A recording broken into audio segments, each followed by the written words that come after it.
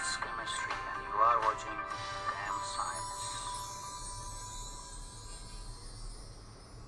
In this video, we'll solve question paper 4-1 of 9701 chemistry of the examination series October-November 23, that is winter 2023. So let's start with question 1.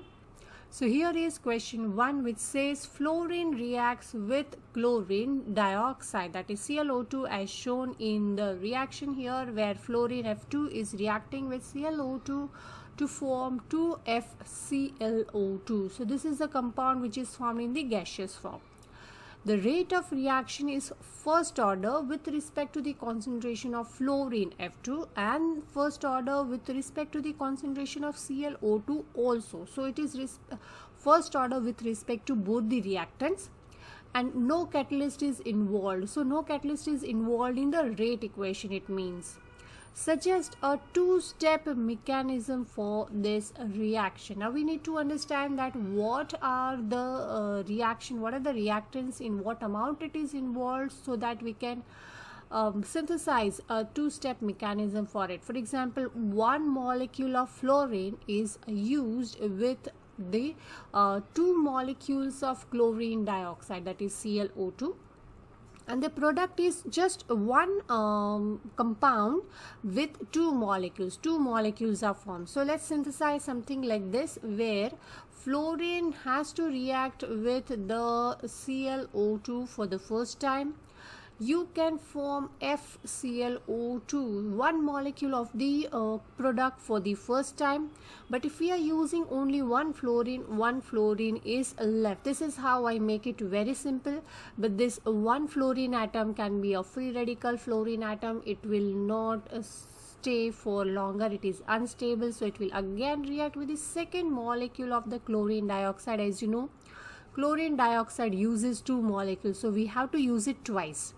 So we have used it once in the first reaction and once in the second reaction, and we know it is a first order with respect to both. So we have to synthesize a step where it is used just once, because it is first order with respect to both the reactants. So in the step 1 we have used both the reactants 1. So that can be a rate determining step also. So again we will make another molecule of the product. So two molecules of the product are formed, two molecules of chlorine dioxide are used, and only one molecule of fluorine, that is F2, is used. So all our balanced reaction is used fully. In the first step, we have used fluorine once, that is F2, and ClO2 also once. So that can be a rate determining step. So that's the second sub question. Says, identify the rate determining step in this mechanism and explain your answer. We have to write step 1 is a rate determining step. Step 1 is a rate determining step. And I've already explained you how it is a rate determining step, because both the reactants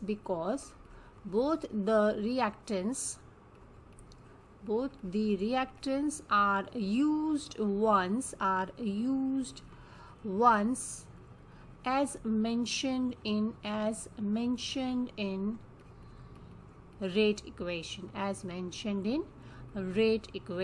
That's what we are going to write, rate equation. So I'm writing rate equation in short, but you can write it better.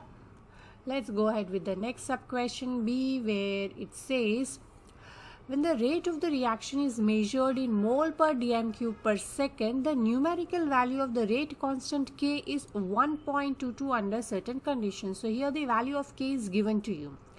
Complete the rate equation for this reaction, stating the overall order of the reaction. So here you can write KF2ClO2, that both of it is first order, so both the reactants should have power 1 with no other species involved. You can write 1.22 also in place of K, because they've already given the value, or you can write it here.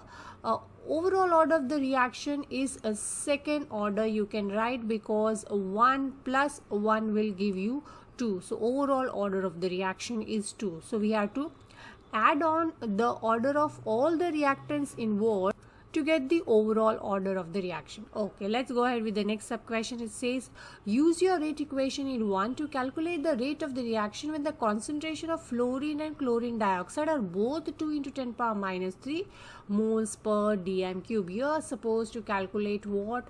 Rate you are supposed to calculate. No, so if we are calculating rate, we know that K is 1.22 and the concentration of fluorine is 2.00 into 10 power minus 3.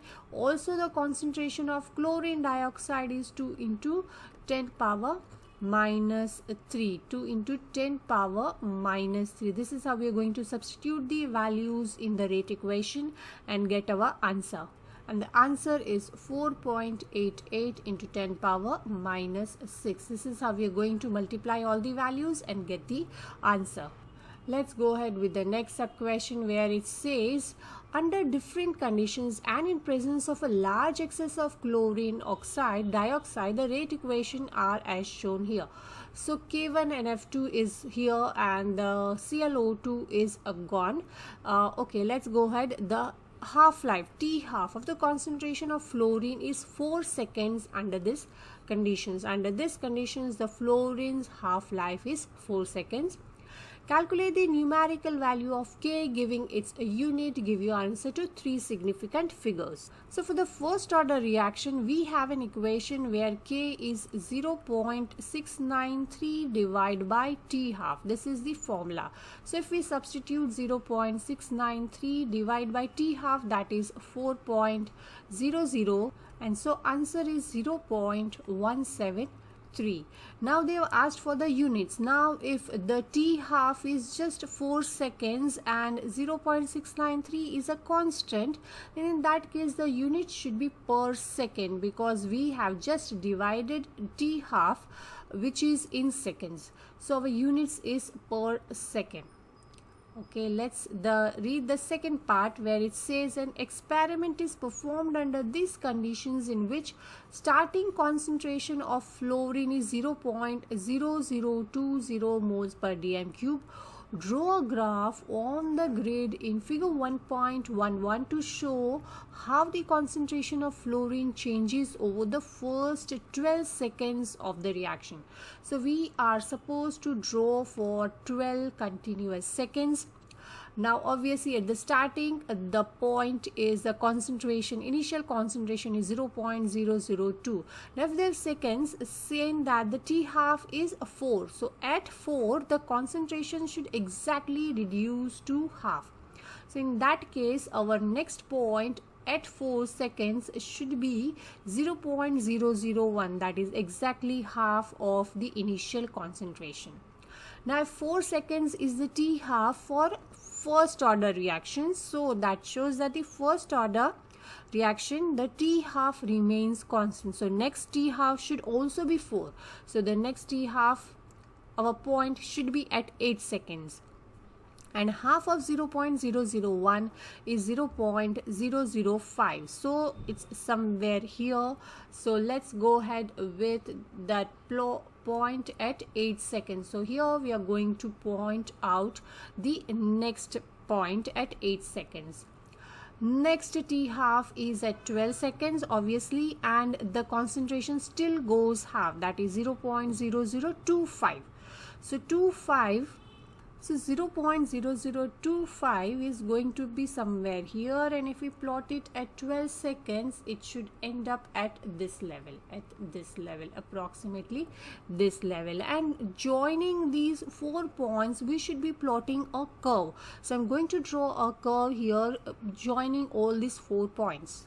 So this is how I've drawn a curve. Obviously my curve is not very smooth because I'm drawing it on my screen, but with your pencil and scale on your paper, you can obviously draw a smooth curve.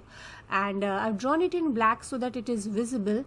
You also have to draw it with pencil. This pencil, any curve, any diagram has to be in the pencil. So here you are going to plot it with pencil, and the points has to be in crosses. Remember that the points should be in crosses so that they are visible very clearly. This is how generally we follow a few of the tips, a few of the marks to get good marks. I keep on giving tips to the students this way, that we have to plot the points in crosses. Okay, let's go ahead with the third sub question. It says, use your graph in figure 1.1 to find the rate of the reaction when the concentration of fluorine is 0.001 moles per dm cube. Show your working on the graph.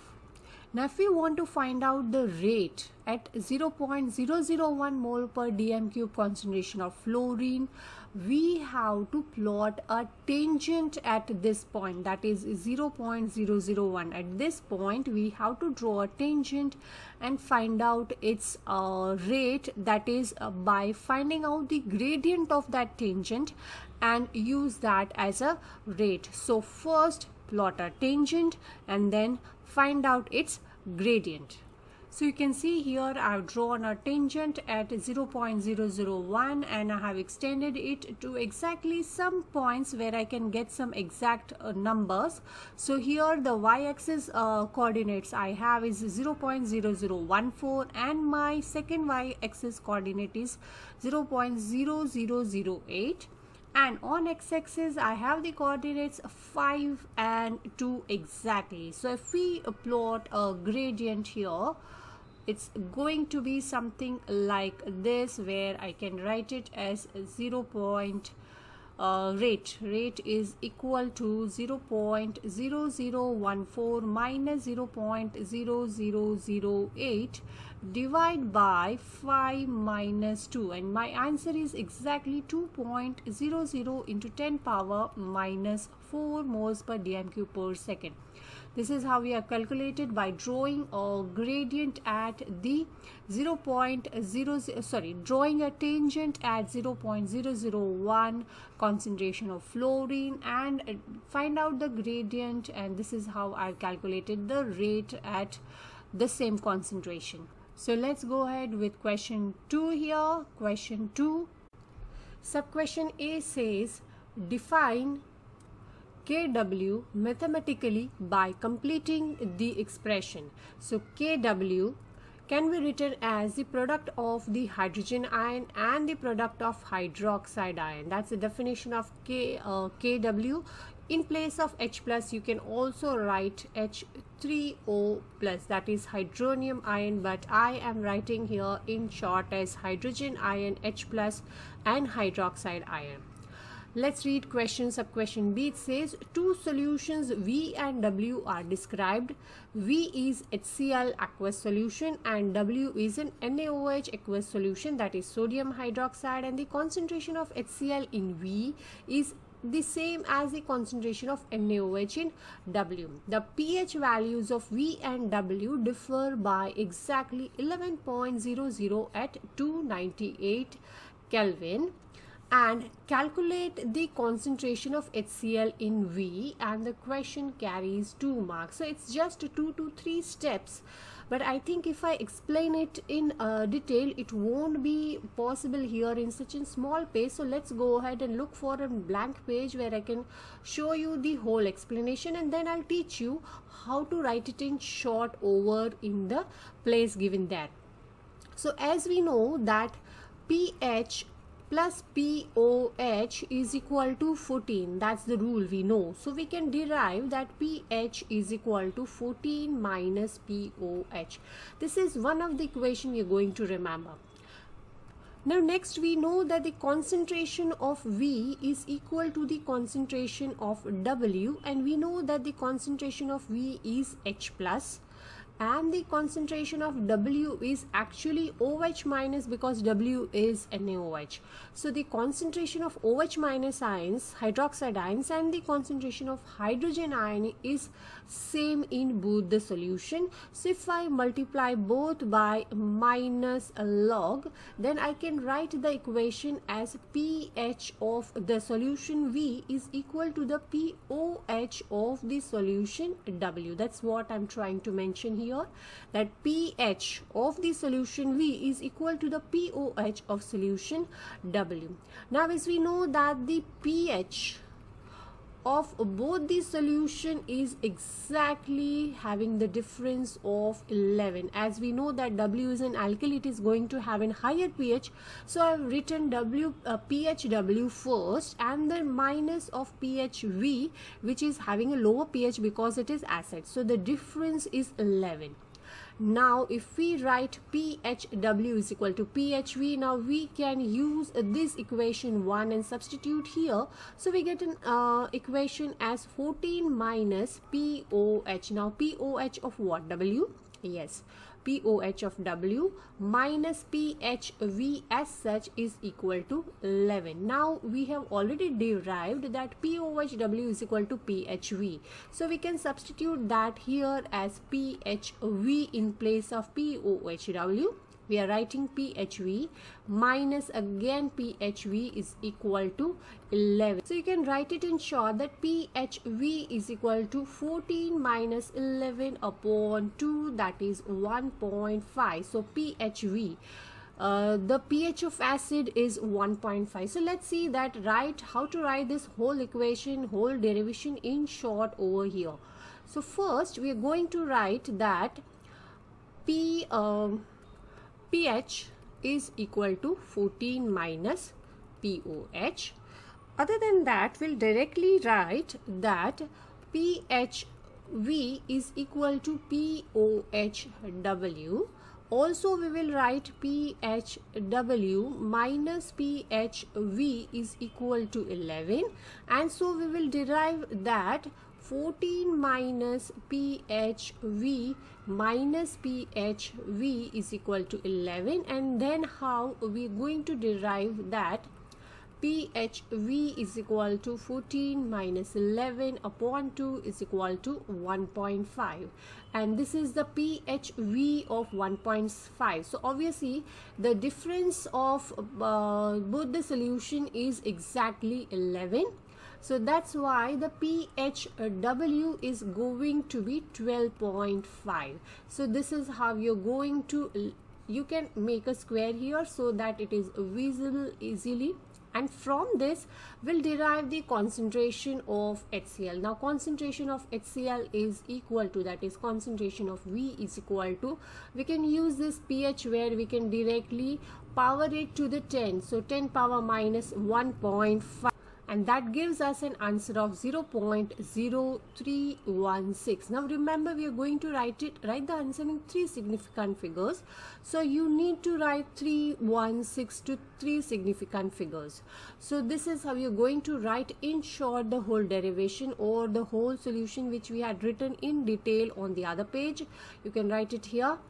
You can square your main of the answers and then you can write directly this equation to get the answer. Okay, equal volumes of two solutions V and W are mixed, giving the solution X. Name the solution X and state its pH. Now V is HCl and W is NaOH. If we mix both of the solution, we get NaCl plus water. So what's the solution X? Solution X is this, that is sodium chloride solution. So if they have written the name, we will write the name, that is sodium chloride. We'll write the name, we can't write the formula.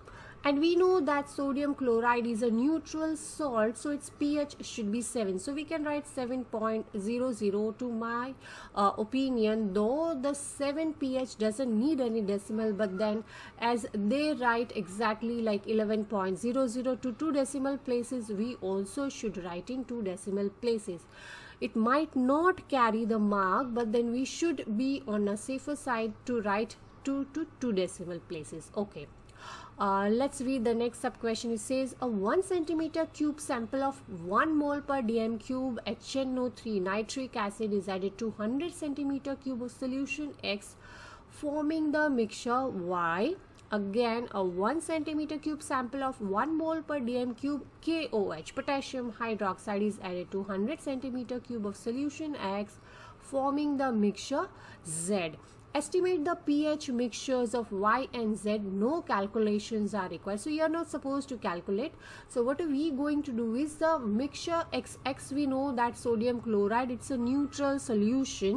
And to it, if we are adding an nitric acid, which is an strong acid, so obviously the solution Y will become the acidic solution. And so if it becomes acidic solution, its pH should be between 1 to 3.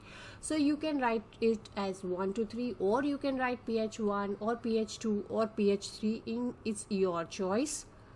And in mixture Z, we have already seen potassium hydroxide again is a strong base. So adding a strong base will turn the pH to maybe more than 11, maybe 12, 13 or 14. So you can write it 12 or 13 or 14, or you can end up writing like this is 12 to 14, whatever it's your wish. It's just the knowledge to check that what is going to happen if we add a strong acid to a neutral solution. Okay, here is the next sub question. Says ethanoic acid and chloroethanoic acid and sulfuric acid are all acidic. Suggest the trend in the relative acid strength of these three compounds. Explain your answer. So you're going to find out that all the three solutions are acidic, and out of that, which one is strongest and which one is weakest. Now, as we know, sulfuric acid is the strongest acid because it's a mineral acid, so that is going to be the strongest acid. Thus, that's what we write on the first blank. Second, out of these remaining two, as chloroacetic acid is always more stronger. We'll write the explanation down here.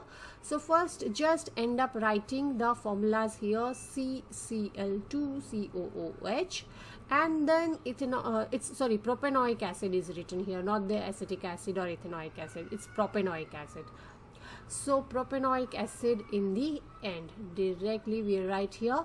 Now let's go for the explanation. As we know, the sulfuric acid is the strongest acid. It ionizes fully in water, and so it is the strongest acid. So let's write sulfuric acid ionizes completely or ionizes fully in water,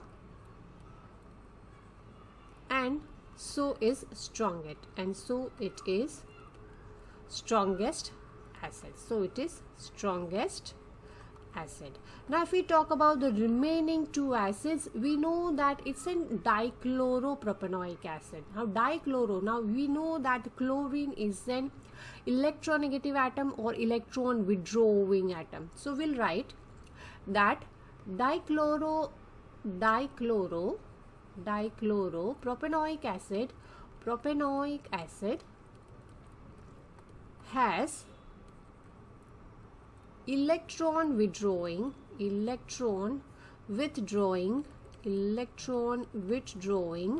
chlorine atoms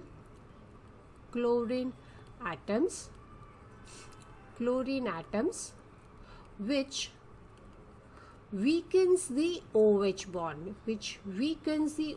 bond, and so it is very easy to dissociate H plus ions compared to the propanoic acid, and that's why it is stronger acid compared to the propanoic acid. So this is how we have written the reason. Dichloropropanoic acid is electron withdrawing, has electron withdrawing chlorine atoms which weakens the OH bond, making it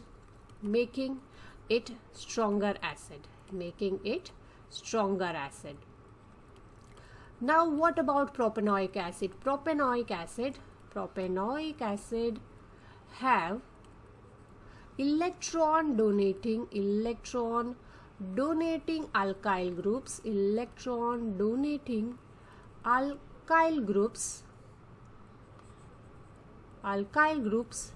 making OH bond weaker, making OH bond stronger. So it's a weak acid. So that's how we are going to write it. And these 3 points of explanation for each of the acid are enough to get you 3 marks, because one of the mark will be just for writing the sequence and the remaining explanation is for 2 marks. So let's go ahead with the next question. Here it says, when concentrated sulfuric acid is added to water, a series of acid-base reaction occurs. There are 3 conjugate acid base pairs that can be identified during this series of reactions, and write the formulae of these 3 conjugate acid base pairs. So first have a look, how does sulfuric acid dissociates it. It says it's added to water.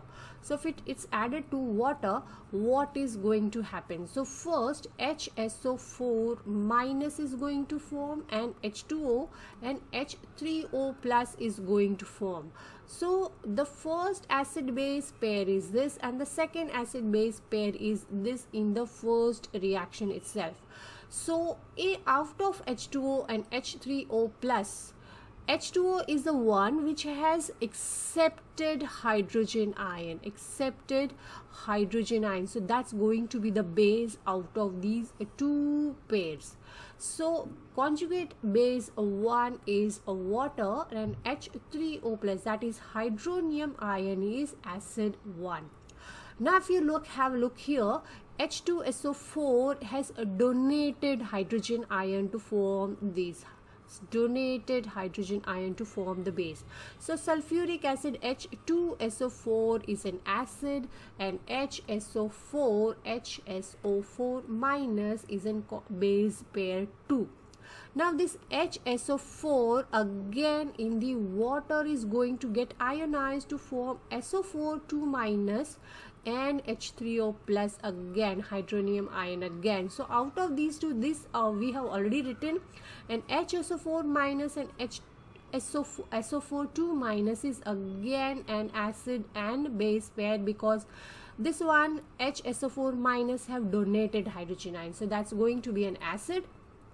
So the second pair is HSO4 minus, and the conjugate base 3 is SO4 2 minus. You can always look at the reaction again, pause the video and understand what have I said, and you can recall and adjust the conjugate acid 1, acid 2, acid 3 pairs with his base pairs.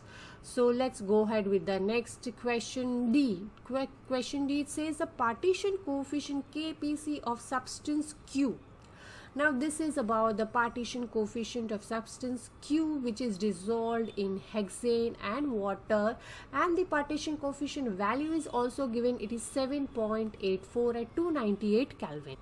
Q is more soluble in hexane than it is in water, and that's the reason that it is the value more than 0. If it is less soluble in hexane, then value should be less than 0, but as it is 7.84, obviously in KPC hexane is having more solubility for Q. So define partition coefficient KPC. So if we define KPC, we need to write it is the ratio of the concentration of a solute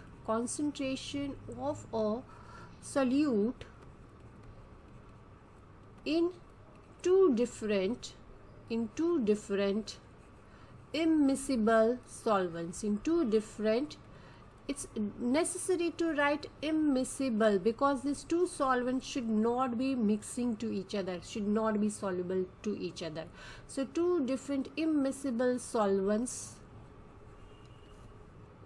So is the ratio of the concentration. We need to understand the ratio of the concentration of the same solute in two different solvents, and the solvents should be immiscible. That's the definition of partition coefficient KPC.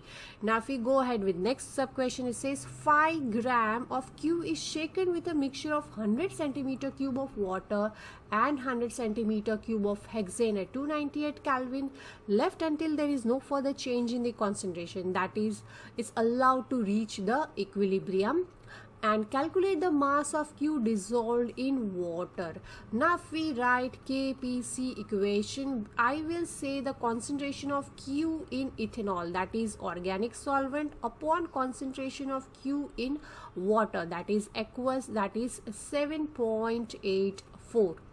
Now if we look at the concentration, I'll explain you here at the side, which we cannot write here in the center calculation area. So if concentration of Q, if we want to write, that is moles per volume. Okay, now what is moles? Moles is equal to mass upon mR divided by V. That's how we are going to write. But If you talk about organic and if you talk about Q in aqueous, again the mass of Q upon Mr. Now Mr of Q is same, so it's going to get cancelled upon V. So what is volume? Volume of organic and volume of aqueous. That's what we're going to write. Now again, let's understand further to simplify that. In this question itself, volume of water and volume of hexane is same, 100 and 100. So we can cancel that also. So what are we left is the ratio of the mass of Q in both the solvents only. We have cancelled out Mr, that is molecular mass. We have also cancelled out V. Now understand, Mr we can cancel out in each and every question of partition coefficient, but volume we cannot.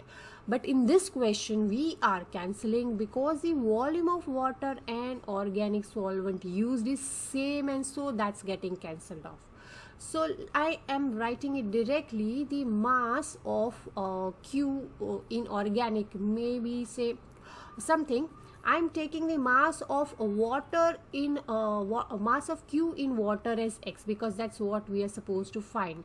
So in ethanol it should be 5 minus X, because out of 5 gram, if X mass has gone in water, the remaining should be in ethanol. So it should be 5 minus X. So this is how you get the value of like KPC is given 7.84. You find out the value of X substituting in this equation, which is 0.566 gram. Let's see if they have written to how many decimal places it should be written. They haven't specified anything in this question, so we can write it to 3 significant figures that 0.566 gram of Q is present in water. Let's go ahead with next. It says a sample of Q is shaken with a different mixture of water and hexane and left until there is no further change, that is allowed to reach equilibrium. It is found that the mass of Q dissolved in each solvent is same. Use KPC value to suggest possible values for the volume of water used and the volume of hexane used. Okay. So in this case, volume cannot be cancelled as we have discussed earlier. So KPC is equal to mass of Q upon volume of organic solvent, again upon mass of Q divided by volume of the aqueous solvent. Now mass is same as I've written. The different mixture of is left, but Q dissolved in each solvent have the same mass. So again M will get cancelled off. So if we end up writing the value of Kp, say that is 7.84. 7.84. Let's check, it is 7.84. Yes, it's 7.84. That you can write as V aqueous, because if you reverse, this is in a denominator, 1 upon V organic, 1 upon V aqueous. So if you remove this denominator, we get V aqueous upon V organic. So 7.84 V organic is equal to V aqueous. Now if you suppose take V aqueous is 100, then you get V organic is equal to 100 upon 7.84. So let's assume that volume of water is 100 centimeter cube. It will give you any ratio. Any ratio will do unless and until both of the ratio gives you a value of 784. So if we want to take in place of 100 aqueous volume, you can take as 10 also. That doesn't make any difference, but the ratio should be 7.84. So in that case, we get the answer of volume of organic solvent as 12.75 centimeter cube, because we have divided 100 by 7.84. Let's see what's the next question. Next question here says Q is more soluble in hexane than it is in water. It is suggested that Q is one of the KCl or the organic alcohol or the methanoic acid. Identify Q, explain your answer. So if Q is more soluble in hexane than in water, so obviously the Q cannot be an ionic substance which is soluble in water. Here ionic substance won't be soluble in organic solvent, so it will be more soluble in water. So KCl, potassium chloride, is gone because it's an ionic compound. If we talk about it, methanoic acid, again, acids are more soluble in water than the organic solvent, especially when it is a smaller organic acid like methanoic acid. So you're left with only one choice, and that is the organic alcohol. So identify Q. So we're going to write CH3 CH2 4 times. Okay, so here I think it is propanol. It is CH3 CH2 4, OH is Q, and explanation is that the alcohol Q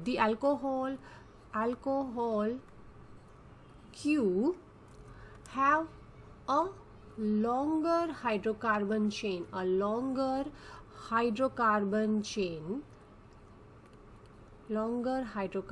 chain, which makes it non-polar, which